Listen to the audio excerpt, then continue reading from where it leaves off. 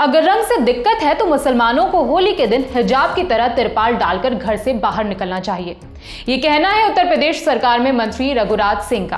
पहले उनका पूरा बयान सुनाते हैं, फिर आपको इसके आगे की कहानी बताएंगे। मेरी एक सलाह है मुस्लिम पंथ से, क्योंकि वो धर्म नहीं है, पंथ है। पंथ वालों के लिए 52 जुम्मे आते हैं एक साल के अंदर, इसलिए एक दिन लेट नमाज कर लें या नमाज उसी समय करनी है। तो मैंने उनको एक सुझाव दिया है कि त्रिपाल का, जैसे उनकी पत्नी और बेगम पहनती हैं हिजाब, ऐसा ही एक त्रिपाल का हिजाब बना लें, जैसे मस्जिद को त्रिपाल से ढका जाता है। तो मैंने उनको एक सुझाव दिया है, सलाह भी दी है, क्योंकि आपस में बेबनस्ता नहीं होनी चाहिए। सरकार का आदेश है, होली मनाई जाएगी, होली मनेगी, क्योंकि ये बहुत आस्था का प्रश्न है। ये बयानबाजी शुरू हुई है संभल जिले के सीओ अनुज चौधरी के एक स्टेटमेंट के बाद। स्टेटमेंट जिसमें उन्होंने कहा था कि जुमे तो साल में 52 पड़ते हैं, लेकिन होली तो एक ही बार आती है। इस दिन लोगों को घर से संभल कर निकलना चाहिए। दरअसल इस बार होली का त्योहार पड़ता है 14 मार्च को, शुक्रवार यानी जुमे के दिन। शुक्रवार को मुसलमान मस्जिद में खास नमाज अदा करते हैं और अभी तो मुसलमानों का पवित्र महीना रमजान भी चल रहा है। माने जुमा और होली एक साथ पड़ रहे हैं इस बार। होने को तो ये बहुत सामान्य सी बात है और सामान्य होनी भी चाहिए, लेकिन संभल जिले के सीओ के बयान के बाद ये मामला गर्मा गया है। असल में संभल पिछले कुछ महीनों से सांप्रदायिक हिंसा का केंद्र बना हुआ है। पिछले साल नवंबर में यहां जामा मस्जिद के सर्वे के आदेश दिए गए थे। इस पर मुस्लिम पक्ष ने प्रोटेस्ट किया था। पुलिस और मुस्लिम पक्ष के बीच हिंसा हुई थी, जिसमें 5 प्रदर्शनकारियों की मौत हो गई थी। इसी के बाद से ही संभल में माहौल तनावपूर्ण बना हुआ है और अब सीओ अनुज चौधरी के बयान से संभल समेत पूरे यूपी का सियासी तापमान और ज्यादा बढ़ गया है। लेकिन बात सिर्फ अनुज चौधरी के बयान तक सीमित नहीं रही है। इस बार पक्ष और विपक्ष से भी बयान सामने आ रहे हैं। आइए एक एक करके आपको सारे नेताओं के बयान सुनाते हैं। यूपी के सीएम योगी आदित्यनाथ ने अनुज चौधरी के बयान का समर्थन किया है। उन्होंने क्या कहा वो सुनिए। होली साल में एक बार में पड़ती है और जुमे की नमाज तो हर सप्ताह पढ़नी है। स्थगित भी हो सकती है, कोई बाध्यकारी तो है नहीं कि होना ही होना है।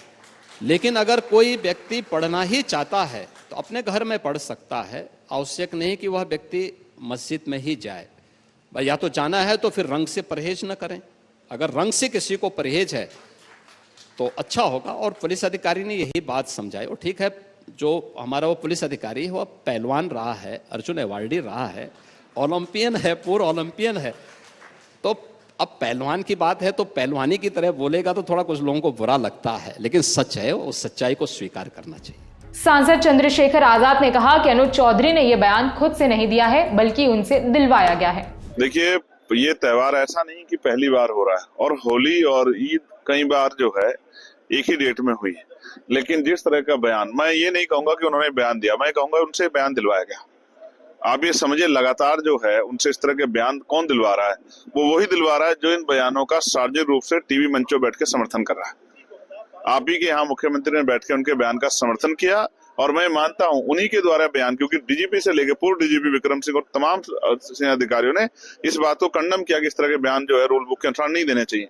मगर मैं मानता हूं राजनीति वो नहीं होती जो कराई जाती है, बोली जाती है, राजनीति उसके पीछे भी होती है। मैं मानता हूं उत्तर प्रदेश में, पश्चिम उत्तर प्रदेश में एक दल है जो इन्हीं पिछड़े वर्गों, किसान वर्गों की राजनीति करता, कमेरो वर्गों की, उनका राजनीतिक विकल्प तैयार किया जा रहा है।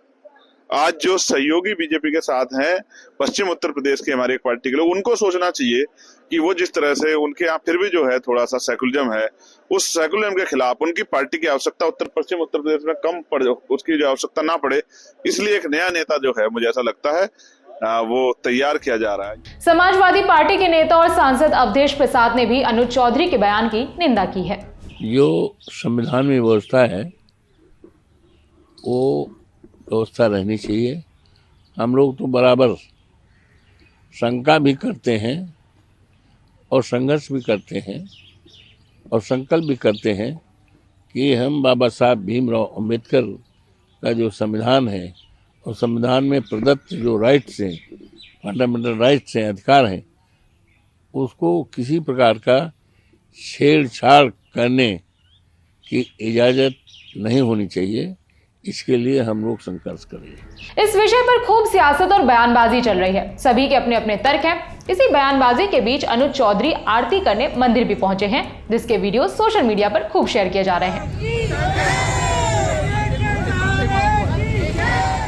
संभल के सीओ के बयान के बाद शुरू हुए इस घटनाक्रम पर लगातार पक्ष और विपक्ष की प्रतिक्रियाएं आ रही हैं। इस पक्ष पर अपडेट आपको ललन टॉप पर मिलते रहेंगे। जाते जाते एक और जरूरी सूचना, राजस्थान के ब्यावर के कथित रेप केस पर ललन टॉप की फाइनल रिपोर्ट 11 मार्च को शाम 5 बजे आ रही है। आप हमारे चैनल पर देख सकते हैं। शुक्रिया।